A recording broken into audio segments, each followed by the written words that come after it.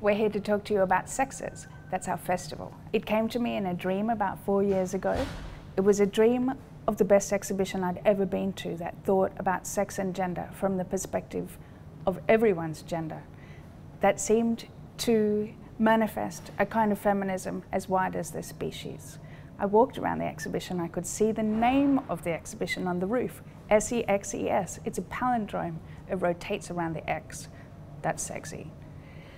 And as I looked for my work, it became evident that I wasn't in the show. And then I thought, eventually, I must be the curator. But I'm not a real curator, I'm an artist. So I took the idea to real curators, and that is how it became a waking dream. My co-curators, Jeff Kahn and Bec Dean. We really wanted to make this work with Deborah, and we're all very excited about the kinds of ideas that we could bring into play. But what we were really interested in was actually expanding from this idea of an exhibition and actually looking at other art forms. So contemporary dance, performance, all sorts of movies, debates, all kinds of aspects and permutations of art in our culture that we could sort of throw this kind of frame around. Working on this big sexy beast as 3 curators rather than 1 really allowed us to be very expansive in our approach to the art forms that we were representing, and also the diversity of works in the program, which very quickly became a festival from starting off as an idea for an exhibition. And I think one of the other great advantages and great joys of our collaboration was the multitude of perspectives that allowed to bring into sexes as well. As Deborah mentioned, one of the biggest aims of the project was to expand beyond these binary ideas of masculine, feminine, of feminist exhibitions that were only about women, that excluded certain perspectives. So Sexes really contains queer perspectives, straight, gay, lesbian, bi, men, women and others. Inanimate objects, everything. And we're really thrilled to be presenting such a diverse program. I think we've been talking about the festival as being something that is intelligent and yet filled with fun.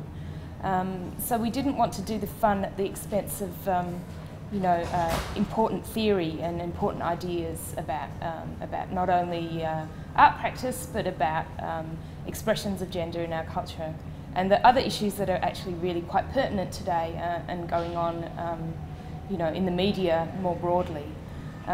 So we wanted to bring a very expansive frame around it, but that we were inviting a multitude of people also to speak within this. So it's not just about our perspectives. There are about 50 plus people involved in this festival that we count as artists and writers and critics and theorists.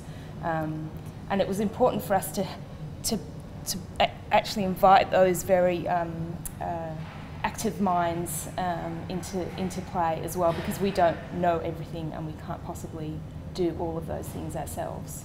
So we worked with Lex Lindsay, who's a wonderful curator of film, who's been actually working on the Queer Screen Festival for many, many years. And Cockatoo Island Film Festival more recently. Yeah, and so we wanted to invite Lex to sort of into, I guess, to curate a night of dirty movies for us, but movies that were made by artists and works that he's actually come into contact with through the course of his life as a film curator.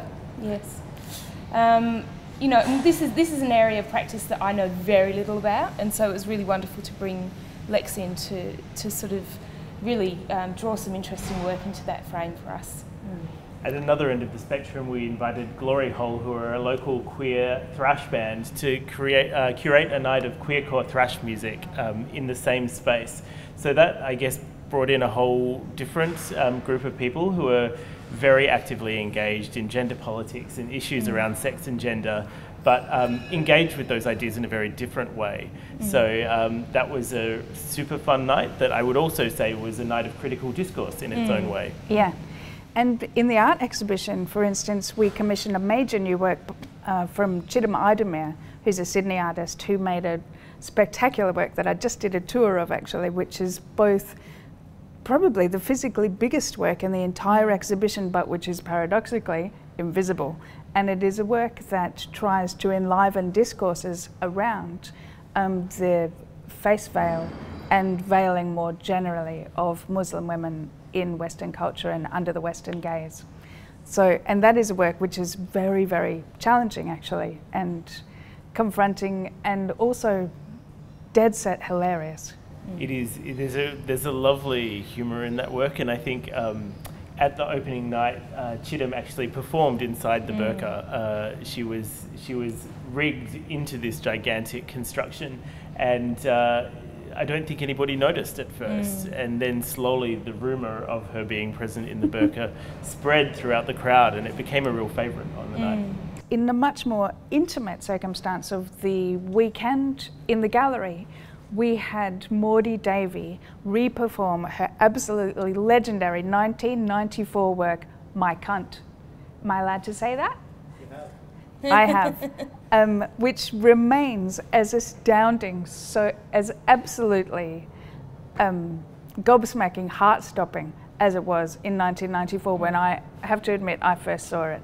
It was so great to be able to commission her to remake that work and to astonish a whole new generation. I think that is another aspect of the program, is the intergenerational nature of the festival actually. Yeah. That it not only is a multitude of perspectives on sex and gender, but it's also artists of different generations coming together into dialogue around the same issues, and multiple art forms being juxtaposed with each other. I love that. I mean, it really just puts a bit of a lasso around a zeitgeist, doesn't it? I mean, everyone's talking about gender, even the Prime Minister. It's interesting though, because as much as everybody is talking about gender, it has been critically underrepresented in our institutions, I would say. It's been years since a major arts institution did a critical survey of a significant scale around these issues, and so I think that's... Except for Goma. Yes, but that was, you know, limited to women. Yeah. I think that's really important for us, because for me, as a curator, and I probably can speak for my fellow curators in this regard as well, is that it's always an important facet of how I'm thinking about curating a program, is about, you know, do we actually walk the talk? Do we actually represent fairly across genders? Do we give consideration to these things? And so I think that it's important for us to also challenge that within our own practice sometimes. It was wonderful to hear Elvis Richardson, who is Countess, talk as part of our Clubhouse event. And she was talking about a blog that she runs, which actually looks at gender parity across government-funded arts organisations, with a particular focus on the visual arts. And the very, you know, it's very clear data. There is underrepresentation of women in publicly funded institutions.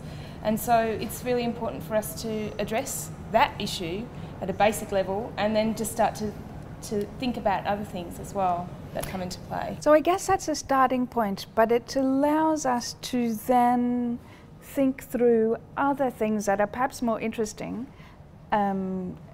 about how gender is expressed and sexuality is experienced across and between cultures, for instance.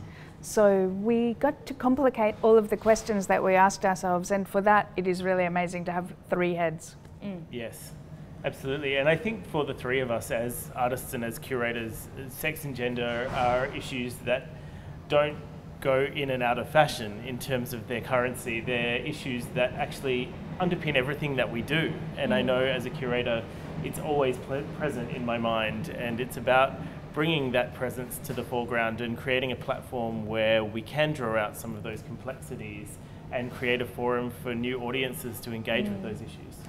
And I think we're also seeing, particularly in our focus at performance space, we're sort of reinvigorating a commitment to queer practice, and to sort of thinking about how we can bring work that finds a foothold in the cabaret kind of scene, in the queer cabaret scene, and maybe isn't able to sort of move from that, and to actually give it some give it some more context, give it some more oomph to take it to other audiences and to different sorts of, you know, theatrical or performative levels that it might not have considered before.